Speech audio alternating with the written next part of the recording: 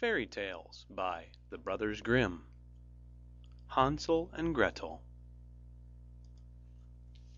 Hard by a great forest dwelt a poor woodcutter and his wife and his 2 children. The boy was called Hansel, and the girl Gretel.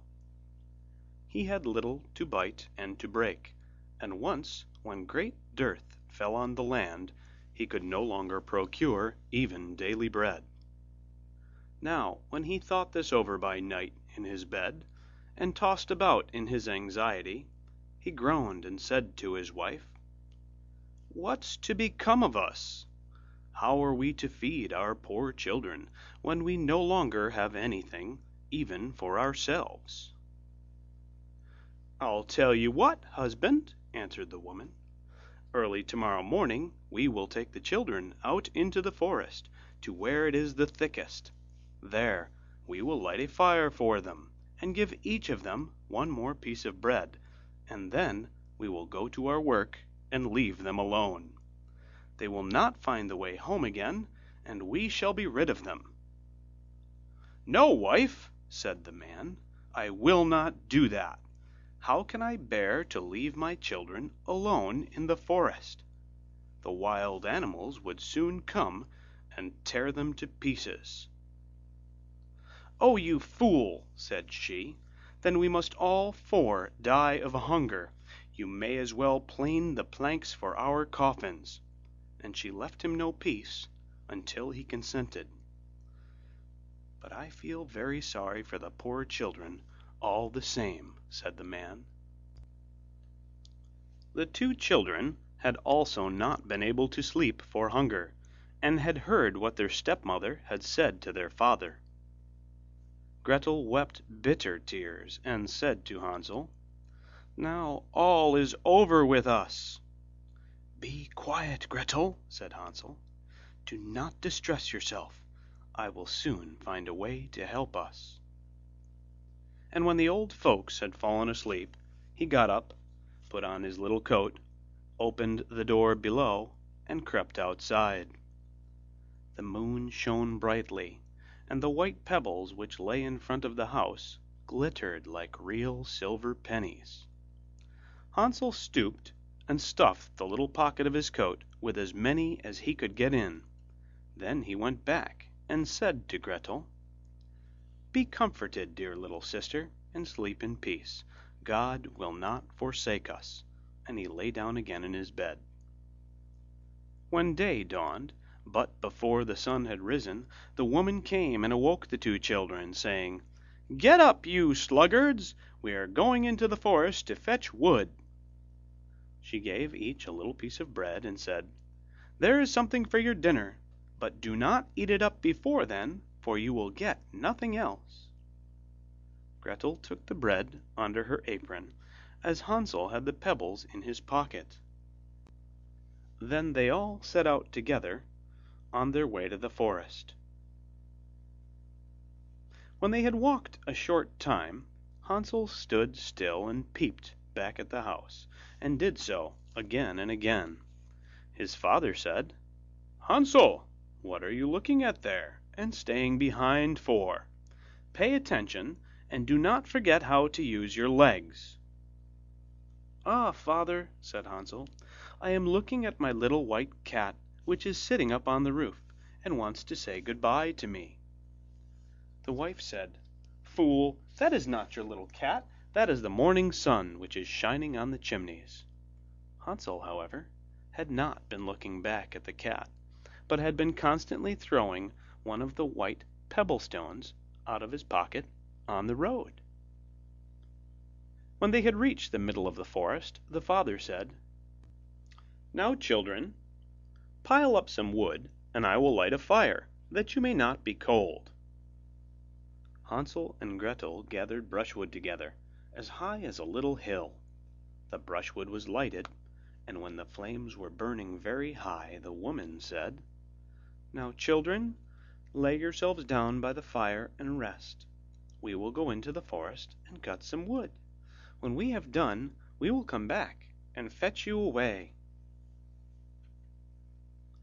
Hansel and Gretel sat by the fire, and when noon came, each ate a little piece of bread, and as they heard the strokes of the wood axe, they believed that their father was near. It was not the axe, however, but a branch which he had fastened to a withered tree which the wind was blowing backwards and forwards. And as they had been sitting such a long time, their eyes closed with fatigue, and they fell fast asleep. When at last they awoke, it was already dark night. Gretel began to cry, and said, "How are we to get out of the forest now?" But Hansel comforted her, and said, "Just wait a little, until the moon has risen, and then we will soon find the way." And when the full moon had risen, Hansel took his little sister by the hand, and followed the pebbles which shone like newly coined silver pieces, and showed them the way. They walked the whole night long, and by break of day came once more to their father's house. They knocked at the door, and when the woman opened it and saw that it was Hansel and Gretel, she said, "You naughty children! Why have you slept so long in the forest? We thought you were never coming back at all." The father, however, rejoiced, for it had cut him to the heart to leave them behind alone. Not long afterwards there was once more great dearth throughout the land, and the children heard their mother saying at night to their father, "Everything is eaten again. We have one half loaf left, and that is the end. The children must go. We will take them farther into the wood, so they will not find their way out again. There is no other means of saving ourselves." The man's heart was heavy, and he thought, "It would be better for you to share the last mouthful with your children." The woman, however, would listen to nothing that he had to say, but scolded and reproached him. He who says A must say B likewise, and as he had yielded the first time, he had to do so a second time also. The children, however, were still awake, and had heard the conversation. When the old folks were asleep, Hansel again got up, and wanted to go out and pick up pebbles as he had done before, but the woman had locked the door, and Hansel could not get out. Nevertheless, he comforted his little sister, and said, "Do not cry, Gretel. Go to sleep quietly. The good God will help us." Early in the morning came the woman, and took the children out of their beds. Their piece of bread was given to them, but it was still smaller than the time before. On the way into the forest, Hansel crumbled his in his pocket, and often stood still and threw a morsel on the ground. "Hansel, why do you stop and look round?" said the father. "Go on." "I am looking back at my little pigeon, which is sitting on the roof, and wants to say good-bye to me," answered Hansel. "Fool," said the woman, "that is not your little pigeon, that is the morning sun that is shining on the chimney." Hansel, however, little by little, threw all the crumbs onto the path. The woman led the children still deeper into the forest, where they had never in their lives been before. Then a great fire was again made, and the mother said, "Just sit there, you children, and when you are tired you may sleep a little. We are going into the forest to cut wood, and in the evening, when we are done, we will come and fetch you away." When it was noon, Gretel shared her piece of bread with Hansel, who had scattered his by the way. Then they fell asleep, and evening passed, but no one came to the poor children. They did not awake until it was dark night, and Hansel comforted his little sister, and said, "Just wait, Gretel, until the moon rises, and then we shall see the crumbs of bread which I have strewn about. They will show us our way home again." When the moon came, they set out, but they found no crumbs, for the many thousands of birds which fly about in the woods and fields had picked them all up. Hansel said to Gretel, "We shall soon find the way," but they did not find it. They walked the whole night, and all the next day too, from morning till evening, but they did not get out of the forest, and were very hungry, for they had nothing to eat but 2 or 3 berries, which grew on the ground. And as they were so weary that their legs would carry them no longer, they lay down beneath a tree and fell asleep. It was now 3 mornings since they had left their father's house. They began to walk again, but they always came deeper into the forest, and if help did not come soon, they must die of hunger and weariness. When it was midday, they saw a beautiful snow-white bird sitting on a bough, which sang so delightfully that they stood still and listened to it. And when its song was over, it spread its wings and flew away before them, and they followed it until they reached a little house, on the roof of which it alighted. And when they approached the little house, they saw that it was built of bread, and covered with cakes, but that the windows were of clear sugar. "We will set to work on that," said Hansel, "and have a good meal. I will eat a bit of the roof, and you, Gretel, can eat some of the window. It will taste sweet." Hansel reached up above and broke off a little of the roof to try how it tasted, and Gretel leant against the window and nibbled at the panes. Then a soft voice cried from the parlour, "Nibble, nibble, gnaw. Who is nibbling at my little house?" The children answered, "The wind, the wind, the heaven-born wind," and went on eating without disturbing themselves. Hansel, who liked the taste of the roof, tore down a great piece of it, and Gretel pushed out the whole of one round window pane, sat down, and enjoyed herself with it. Suddenly the door opened, and a woman as old as the hills, who supported herself on crutches, came creeping out. Hansel and Gretel were so terribly frightened that they let fall what they had in their hands. The old woman, however, nodded her head and said, "Oh, you dear children, who has brought you here? Do come in and stay with me. No harm shall happen to you." She took them both by the hand and led them into her little house.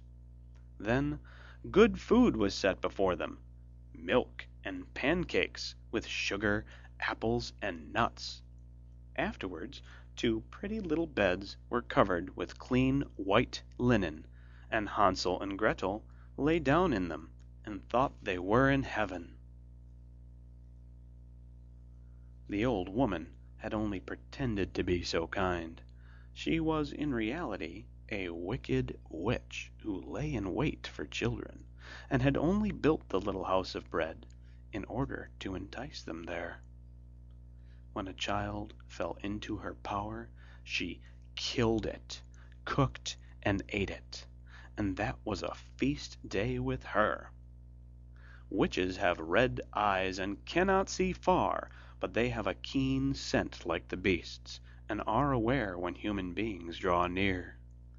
When Hansel and Gretel came into her neighborhood, she laughed with malice and said mockingly, "I have them! They shall not escape me again." Early in the morning, before the children were awake, she was already up, and when she saw both of them sleeping and looking so pretty, with their plump and rosy cheeks, she muttered to herself, "Now that will be a dainty mouthful." Then she seized Hansel with her shriveled hands, carried him into a little stable, and locked him in behind a grated door. Scream as he might, it would not help him. Then she went to Gretel, shook her till she awoke, and cried, "Get up, lazy thing! Fetch some water and cook something good for your brother. He is in the stable outside, and is to be made fat. When he is fat, I will eat him." Gretel began to weep bitterly, but it was all in vain, for she was forced to do what the wicked witch commanded. And now the best food was cooked for poor Hansel, but Gretel got nothing but crab shells. Every morning the woman crept to the little stable and cried, "Hansel, stretch out your finger that I may feel if you will soon be fat." Hansel, however, stretched out a little bone to her, and the woman, who had dim eyes, could not see it, and thought it was Hansel's finger, and was astonished that there was no way of fattening him.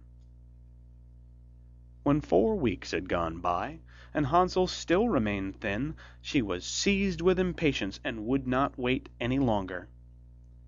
"Now then, Gretel," she cried to the girl, "stir yourself and bring some water. Let Hansel be fat or lean, tomorrow I will kill him and cook him." Ah, how the poor little sister did lament when she had to fetch the water, and how her tears did flow down her cheeks. "Dear God, do help us," she cried. "If the wild beasts in the forest had but devoured us, we should at any rate have died together." "Just keep your noise to yourself," said the old woman. "It won't help you at all." Early in the morning, Gretel had to go out and hang up the cauldron with the water, and light the fire. "We will bake first," said the old woman. "I have already heated the oven, and kneaded the dough."